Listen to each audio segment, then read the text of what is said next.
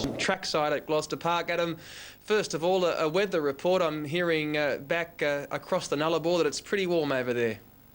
Certainly is. Good evening to you, Sam, for night 3 of the Inter-Dominion Series trackside here at Gloucester Park. I can tell you that it has been the warmest day during my 10-day stay here so far. Got up to the mid-30s today, but for these Inter-Dominion competitors and horses, the news only gets worse weather-wise. I think they're expecting 40 or more for the next 3 days. So the slight cool breeze that's coming through the park here now is some relief, but we've got some hot weather to come, Sam. Yes, Adam, the tab still showing Justin Warwick as the driver of Flashing Red, but of course he definitely won't be there with a busted ankle. Yeah, that's true. Actually broke the ankle, one of the small bones in the ankle on Wednesday morning. Track work, just a mishap there. Had a steel pin inserted in the ankle late on Wednesday, was out of hospital Thursday morning. Remarkably, he's vowed that with some sort of cast on, he will drive the horse in the final. But Grant Williams, who worked for Justin for a number of years and drove Ricky Road to win earlier tonight, he will take the reins on Flashing Red tonight.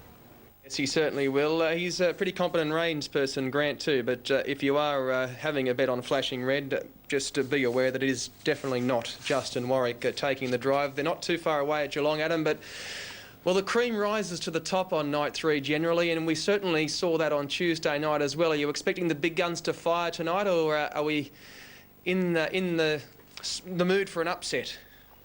I think there's a chance of an upset in this first heat here. Flashing Red, Double Identity dominate the markets, but I think winning chances also to All Heart, Faking It, and Buck the Odds. I think they've all got good winning hopes in this race.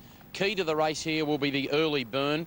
Very good chance Peggy Dale, you know better than I do, might blaze across from barrier 4 and lead here. If it does, it puts a very different complexion on the race.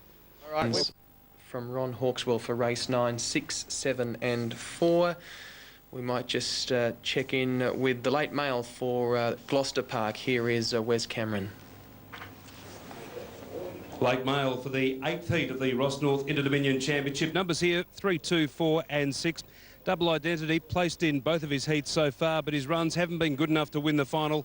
Tonight he gets his chance to win a heat. I've got him on top here from number 2, Flashing Red. She'll get a lovely run from barrier 2. Number 4, Peggy Dale, has the speed to be prominent. And the 2 West Aussies, Faking It and Buck the Odds. Their form so far in the series has been magnificent. You could throw both of those into the novelties. Good race coming up, the 8th heat, 3, 2, 4 and 6 the numbers.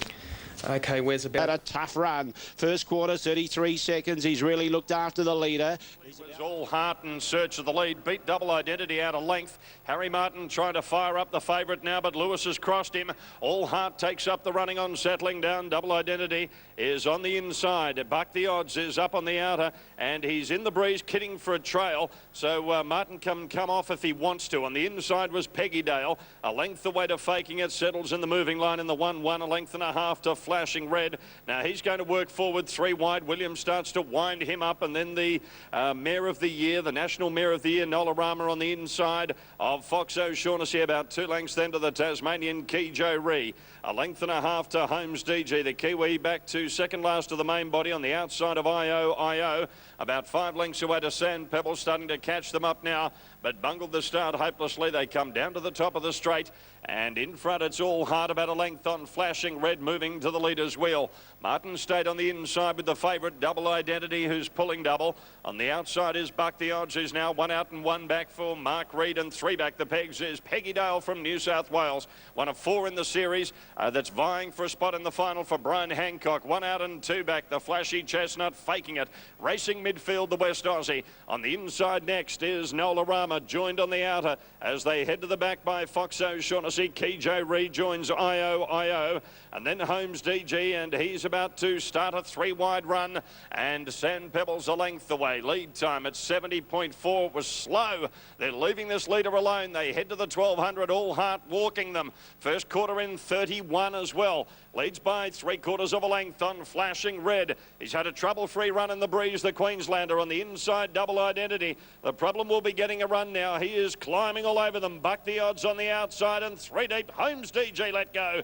He's dashed up towards the leaders. Peggy Dale was next, and then Faking It in the middle. Key Joe Ree out 3 wide, and now they'll start to accelerate. Nolarama was next from Fox O'Shaughnessy. IO, and Sand Pebbles at the bell. That quarter in 29 and 8.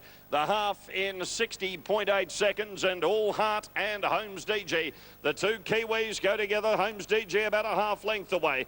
Double Identity sweats on the run. In the 1-1 trail now, flashing red and 3 deep. Kijo Ree running on gamely. In the middle, Buck the Odds got held up in traffic. Peggy Dale bailed away. Faking it comes 3 wide now, and further back then to Nolarama, and then Fox O'Shaughnessy, IO, Sand Pebbles, that quarter in 29.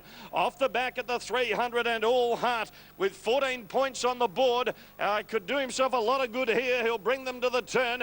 About 3/4 of a length on Holmes DG. Double Identity climbing all over them. Flashing red out 3 wide, and here's Faking it right down the outside. And then Buck the Odds, All Heart got away. There's the run for Double Identity. He bursts onto the scene. Lewis pulled the whip on All Heart. Double Identity flew, but he missed. He just missed. All Heart's caused the first upset, the first real upset of the series. He won at a half head on Double Identity. Peggy Dale flew, and Flashing Reds there. Behind them, Holmes DG, Nolarama, and IO ran a good race tonight. Then followed in by Faking It. It was pulling up quickly from Buck the Odds. I don't know if he ever got much room. After a gap came Sand Pebbles with Fox O'Shaughnessy and Kijo Ree. 28-8 the last quarter. Last half 57-8. They let him get away with too much. And Lewis has pinched it. Double Identity got the run about 100 metres from the line, but he couldn't make up the distance quickly enough. Yeah, deserved the win. Sure, Double Identity was out late, and he sprinted very quickly when he was out, but All Heart had to make all out in front. Double Identity unable to win a heat, 3 seconds. Look, from the perspective of the final, it's certainly not unheard of for a horse to go through the series without a win and still go on and claim the championship, but I guess a little bit of a concern that he wasn't able to win one. Nonetheless, he has put in 3 solid performances. And a man who's probably seen as much of him as anybody is the man who will call this next race at Harold Park, Kevin Thompson. I wonder what he thought of the race. Thank you, Sam. Yes, it's not really his go, is it? Sit and sprint home, but we haven't really seen the Double Identity get into his favourite spot, be in a winning position really as yet, but he'll certainly be there in the final, Double Identity, if he gets the right run that he's accustomed to. But certainly not a sit and sprint type. And we've got a false start here, Armour Dominator.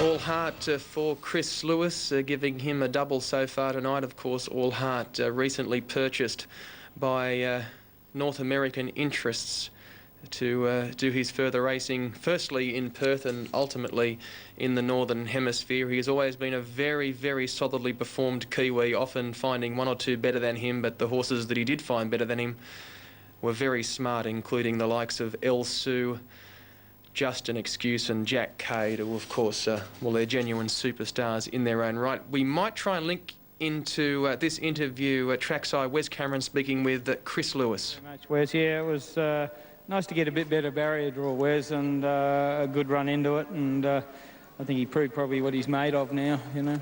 Gate speed definitely the key. Once you got to the front, he travelled magnificently for you. He did. No, he travelled good, even though he, you know, he's opened up with 3/4 to go, and he still stuck it out good, actually. Double Identity raced on your back. Were you surprised he didn't come off in the early stages to put a bit of pressure on you? I thought he might have been out there putting the pressure on, which would have I didn't really mind, actually, because it stopped anything else coming around, and we probably would have run more even sections, but as it turned out, you know, we've won it, so no complaints. A race-to-race double with Left Pride scoring in the previous event. The series so far, it's been tremendous. Has been fantastic series. It's great to see such great horses race all on one night. To see this sort of racing is fantastic. Well done. Congratulations on the win, and hopefully you're in the final. Okay, Richmond for... Thanks, Sam. Yes, here he is, the man with the Falcon Strike in this series. Seems like this series has been going a long time. It has for you with 2 big chances. Firstly, the Falcon Strike here. Dreadful draw. Against that, he's up to his pet distance.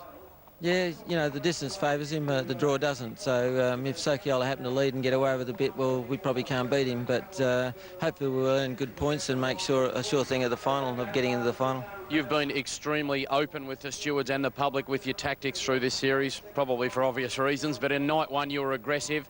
On night two, Gary Jr. was fairly aggressive, but it was probably taken out of his hands with Joe Fest leading in those sort of times. The tactics, will you put him into the chair tonight? I'll leave that up to Gary, Adam. I think, you know, the horse doesn't need to go there all the time. If Joe Fest, Sokiola happened to work hard to lead and then tried to back the pace off, we'd go around there. But, you know, I think T Canorama might want to do the same thing, so we're not going to have a war with him for it. We want a horse for the final next week, so if they do have a bit of a war early and a few go before him, well, he can sit back and win. He's not a horse that has to be up there, so he's got more than one string to his bow, and I'm very happy with him. Obviously, he's in the same boat as a lot of horses this week. That, you know, they're probably feeling the pinch a bit towards the end of the 3 runs, and he's had 2 real hard runs, so we don't really want him to have another one tonight. All right, and just quickly on faking it into the final now, he gets a week's rest before taking on the big boys. Yeah, you know, like, I thought he was a bit disappointed. I said to Gary, I thought that he was going to win when he pulled out around the home turn. He loomed up to him, and he said the horses 1, 2, 3 along the fence. That's where they finished because of the way the race was won, and he was the only horse that made ground out wide, and he said he felt pretty good. So he said he might be a little bit tired for the week, but he said, you know, we think that he'll freshen up for next week and be some hope. He's not a role player, but if he got back 3 back the fence and there was a war on, he'd be a horse that would run home good. Good luck. You'll have 2 in the final. Hopefully the Falcon Strike wins for you again tonight. Thanks. Thanks, Adam. Gary Hall. It's a scraping paint, scraping people and everything to get into second spot on night 2. Not quite the drama surrounding the race tonight, but it's still a pretty important one, isn't it? Barrier 5. You're not in the final yet. No, looks like it's got to be a 1, 2, 3 finish at the best. So yeah, with the points that they're getting, it's fairly high. It's changed at All Heart Winning, hasn't it? It's changed the dynamics of it a little bit. Yeah, well, I mean, he was one of the horses that I had to put out of the way the other day to get out, and him going leading and winning has changed the whole thing around. It has. How's Soki been with those 2 runs under his belt? He seems really good, and expect him to go really good, but he won his night too. Okay, if you... it looks as though there's not too much pace around you, and even the ones inside you with speed would probably surrender. You come out and do your best early? Just come out, go to the front, and as you saw in that last one, not necessarily the best horse wins when they lead, so it's a big advantage. It is, particularly on night 3 when a few of these horses are feeling the pinch, and in this heat. Yeah, and I think it's going to get hotter too.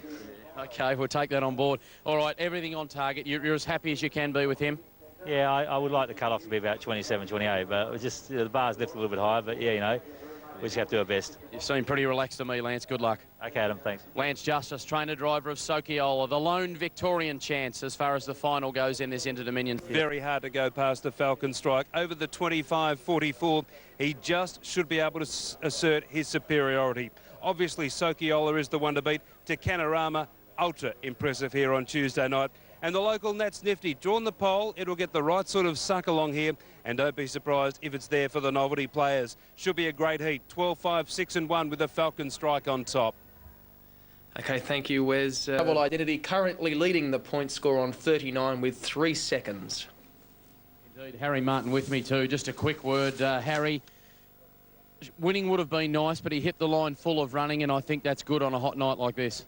I'm very pleased, Adam. He dehydrates very badly. It's hot. He had, in my way of thinking, he had quite an easy run for him tonight, and he should be really, really topped off for next week. You nearly got in trouble with the stewards. Yeah, well, we went to the fence again, I suppose. That's what he'll be doing too. He'll be trying to be driven covered up wherever I can in future. In the final, no heroic tactics, sit sprint if possible? If possible, yes. All right, and just quickly, he's been troubled by the heat before. We've got 3 days of 40 coming up. Where can you hide him? Down the beach. All right. That's Thanks. the key? Oh, yeah, that's... Thanks, Harry. Good on you, mate. Thanks, Adam. Yeah. Yeah, Adam, interesting discussion there with Harry. I guess the horse's dynamics have changed a little bit over the years. He's not quite the Double Identity we know of 2 seasons ago, so the sit and sprint tactics not necessarily completely out of place. He did win the Victoria Cup that way, albeit they went crazy up front, but Certainly Double Identity still fighting 3 seconds in the championship heats, and believe it or not, one of the very few races that have eluded Double Identity is an Inter-Dominion championship heat. But that would be all forgotten if he was able to win the final next week. Let's see how this series unfolds with the second of tonight's heats, the championship heat 9 at Gloucester Park. Now they're set to go. 240 Soki, 280 the Falcon, set. Green light, racing. Sokiola bounding out of the mobile in search of the lead. Ivory Trader's going to go with him underneath him, and Nats Nifty being driven hard as well. Got beaten out of length, but gets its legs up inside Ivory Trader now, and Sokiola, and pratted him out 3 wide on the first turn. Nats Nifty sweeping to the front. Interesting to see now whether or not he hands up. Justice is about to wind up the chestnut and attack him. It's Sokiola going up on the outside of Nats Nifty. A length and a half to Blue Galleon. Soki's going to take up the running. Ivory Trader left racing without cover. 3 back, 4 back the inside now. Digger of Fortune. And then a day's pay in the moving line. A length and a half then to Selby Braymack racing in the clear. And then the Falcon Strike on his back. Back on the inside at the head of the others came Chivalrous Fella. Followed by Mont Denver Gold. A couple to the New South Wales 4-year-old star to Canorama. He's back to second last with the mare Maggie Deer. So they're fully into stride down to the top of the straight. 2 circuits out, and Justice found the front okay. With the Victorian star Sokiola. He leads by a length and a half. Here's the Falcon. Put into the scene straight away by Hall. As soon as they backed off, he pops around to the breeze. The Falcon Strike quickly there as well. Third is Nats Nifty, and fourth in the 1-1 trail now is the SA Cup winner Selby Braymack.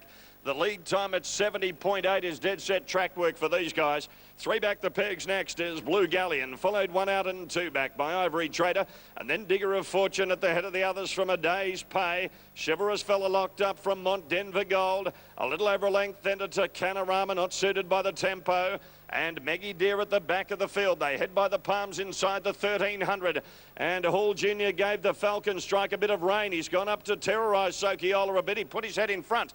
First quarter in 32.2, but they're both jogging. That's the key. Lance Justice just sitting quietly on Sokiola. On the inside, a length away, third in the 1-1 camp is Selby Braymack, and fourth the pegs is Nats Nifty. In a position to earn valuable points. A length away, Ivory Trader covers Blue Galleon. Here's to Canorama. Satellite now 3 wide by Watsy, sprinting quickly. He'll be tracked forward by Mont Denver Gold, trying to get something going tonight. They get the bell. A day's pay next, then Digger of Fortune, Maggie Deer, Chivalrous Fella. That quarter in 32, the half in 62.4. They'll shoot the lights out from here. At the 650, the Falcon Strike Sokiola together. Not much in it either. Nats Nifty on the inside of Selby Braymack, and to Canorama is 3 wide. Back on the inside to Blue Galleon, then Ivory Trader on Denver Gold out 3 deep, and a gap to a day's pay, wasting breath on the others. Inside the 450, Sokiola led. 3/4 of a length away, the Falcon Strike called upon now. To Canorama out wide, Nats Nifty back of the leader, and then Selby Braymack, Blue Galleon, Denver Gold galloped to Canorama, broke. He's gone out of his gear. 28 won that quarter. Around the turn, Sokiola first for home. A length away, the Falcon Strike. Hall pulled the whip now. Wider out, Selby Braymack is running on. And then Nats Nifty, but Sokiola is clear. And into the final with Sokiola. He wins at a length on the line. The Falcon Strike held on for second. A nostril away, Selby Braymack. Inches away, Nats Nifty. Behind those came Blue Galleon, and then Maggie Deer, Ivory Trader, Mont Denver Gold, a day's pay, Chivalrous Fella, Digger of Fortune. To Canorama has bungled it before the turn, as he did on opening night. He galloped and then put up that phenomenal run on night 2. And then he has galloped his way out of that heat tonight, and he has galloped his way out of the final. So Canorama will be missing. What a very sad story it is, because he was in a position where he only needed to run, he needed to run probably 1, 2, 3, and he was in a position to at least have a chance coming to the turn, but he would have needed to get a motor on, and maybe, just maybe, it didn't matter anyway. Maybe he was too far from them. Sokiola has won softly run race, sprinted home in 28-1 down the back, 27-7 the last quarter. The last half, if you don't mind, 55.8. 55.8. I think that's a track record. I'm just fumbling for the paperwork. Fastest last half, in fact, is 55.5. And that was a horse called Scanio. I think Shaker Maker went 55.4 one night, or 55.6, I'm sorry. And Sokiola, the last half in 55.8. And they're the only three, I think, that have ever gone under 56 for the last half at Gloucester Park. So once again, Selby Bromack's got second, has he? Number 11 has got second, nosing out the Falcon Strike right on the line. Really didn't think he had. Number 11 has got second, Selby Bromack, Blake Fitzpatrick. Number 12, the Falcon Strike, is a nose away, driven by Gary Hall Jr., but no wonder again that he couldn't outsprint the leader. And one Nats Nifty. Callan Savelko is close up fourth. Blue Galleon has run fifth, number 2. Now Sokiola, with his win, goes to 35 points, so no problemo for Soki. Selby Bromack picks up 13, and he probably needed to get that decision over the Falcon Strike for second, because that 13 points will take him to 31. Yes, well, that was a super drive. I mean, in the context of that heat and nothing more, because it probably will be inconclusive when you're talking about the form for the final. But Lance Justice turned Sokiola into an absolute moral, the way he drove that horse. He sat up, he let the Falcon Strike get a neck in front of him, but they weren't running time when he did that. And then he blitzed that last half the way Sokiola can do. Lance Justice, too clever, and if you backed him, that's who you should be thanking.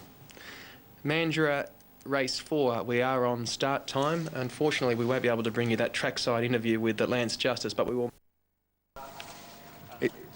Yeah, and once I got the front and just got that steady little bit of a breather, then I was right. There was no doubts after that. Prepared to the minute as well. I said that I wanted to have him ride on final night, and the way it's going, that's what it looks like it's going to be. Well done, congratulations, you're there. Thanks, Wes. It certainly would have been a travesty of Justice had he not been there. He had a wonderful season, Sokiola. He was just about in every dogfight, and after night one, it was looking a little precarious. I guess he's not the first horse to flop on night one and make it through to the Inter-Dominion final and, in fact, go on and win same. Night one form can be a bit dodgy, and it's obviously about making up ground because you've lost out on the points on night one, but certainly plenty of horses in the past have failed on night one and still gone on to win the grand final. Elsa Vancelot being one of them, but Sokiola may well add his name to that list. Just 7th on night one, a luckless second, albeit behind a horse that performed amazingly well into Canorama, so it's hard to take anything away from him on night 2. And tonight he made all. He got the lead as expected off Nats Nifty and was able to sustain the pressure from what pressure there was from the Falcon Strike, and then sprint away in the home straight. Just a little bit slower than the first heat tonight. They went 159 as the mile rate. It was 159.7 there, with quarters of 32.2, 30.2, 28.1, 27.7 after a lead time of 70.8, which was very similar to the first heat, 70.4 they went there.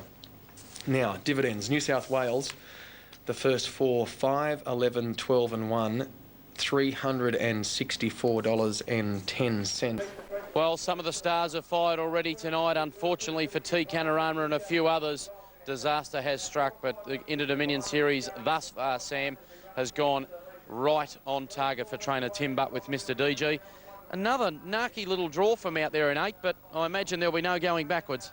Well, he's had a couple of tough draws now, and you know, but he's overcome it so far, and it's just, you know, it's going to be a bit tricky out there with plenty of speed inside him, but the longer distance will suit him. There's a few horses that probably just question marks. I mean, the Falcon Strike, yeah, it was a sprint home. He couldn't do a lot more tonight, but whilst there might be a few little niggling doubts emerging with others, none so far with DG. No, everything's going to plan so far. He's well, the horse, and, you know, he's kept his weight through the week, and he's jumping out of his skin at the moment, so, yeah, no, everything's on track. I don't want to put too much pressure on, but sometimes you get these horses that can get on a roll in these series, and it almost looks as though he's done that. Well, he has. He's just thriving, you know. But, you know, there's a couple of horses outside of him that are looking pretty sharp at the moment, and they're all working towards the final, so it's going to be interesting. From what you've seen tonight, any new dangers emerged or any dangers gone by the wayside? I think just the main old ones. Double Identity's had some easy runs, and Sokiola was terrific in the last heat, and, you know, the Falcon Strike will bounce back, and, you know, there's one or two good ones in our heat as well, so it'll be interesting. Well, you're a clear favourite for the final. You'll be even shorter if you win tonight. Good luck. Thanks. Tim Butt has joined us throughout the series. That's the last word on Mr. DG in the final Inter-Dominion heat. Thanks a lot, Adam. A lot has been made of the fact that Mr. DG is a son of Blossom Lady. She was an amazing Inter-Dominion performer. She wasn't able to win an Inter-Dominion Grand Final, but she contested 5 of them. She won a consolation, ran 2/3 and qualified for another 2 Grand Finals. An amazing mare, an amazing Inter-Dominion performer without winning one. And Adam, maybe the son could make good for her. Certainly can, Mr. DG. He must be favourite for the final, even though we haven't seen him in action as yet tonight. The Falcon Strike, not at all disappointing. Interested in your thoughts on the race. I thought you gave Lance Justice 10 out of 10 for the drive. I agree. When he's able to dictate tactically in front like that, he is brilliant, Lance. He just out-sprinted the Falcon Strike. Probably Gary Hall Jr. If it had been the final, I expect he would have been hammering Sokiola, maybe between about the 1100 and the 800. Instead, he waited till probably later in the race to really put any serious pressure on. A 63 half was an absolute dawdle. 55.8 last half told the story. I don't think you could take anything away from the Falcon Strike. He's gone 56-1 sitting parked. And Selby Bromack, well, we know when they go slow in races, Selby Bromack loves it because he reels off unbelievable last halves. When they go fast, he seems to be left wanting in the finish. But Brian Hancock with 2 through to the final. We're doing our best to find him somewhere. I think he's popped some champagne. You can't blame him, really. Yet another fabulous training performance from Mr. Inter-Dominion himself. And on that, look, I'm not being critical of Gary Hall by any means. I think he drove tonight the race he needed to drive on the 3rd night of the Inter-Dominion. But I think that you painted the picture more accurately in saying that it would be a very different situation had that been the final. Well, it's the nature of the Inter-Dominion series, isn't it? I mean, the bottom line is we've got a $500,000 race in 7 days' time. Tonight's race was a $40,000 race, and the horse didn't need to be driven till he dropped, if you like, tonight. Instead, he got picked up good points. He probably pulled up a little puffing like anybody would in the stinking heat we've got here tonight, but he would have pulled up a lot more puffing had he declared war on Sokiola a long way from home. I thought they might have wanted to prove a point tonight. Instead, they highlighted a point. If they sit outside the leader and leave him alone, the Falcon Strike will not win the Inter-Dominion final. And what that's told us, Sam, is that I'm expecting they will obliterate all records in this final. Joe Fess, the Falcon Strike, not so much Double Identity. Interesting what Harry Martin said earlier, but certainly with Joe Fess, a little bit of factor of Mr. DG, the Falcon Strike, and also Sokiola in the final, there is going to be no such thing as a breather. That'll be scrubbed from the dictionary. Yeah, it's going to be a wonderful final, no matter who gets through, and the picture is starting to be painted. You put the moz on me. You said that I always get this cut-off right. I think I'm going to be wrong this year. Not that it's unusual for me to be wrong. I just normally get this bit right. But looks like it's going to be closer to 30 now. About 29 might be the cut-off, so a few sitting on the precipice.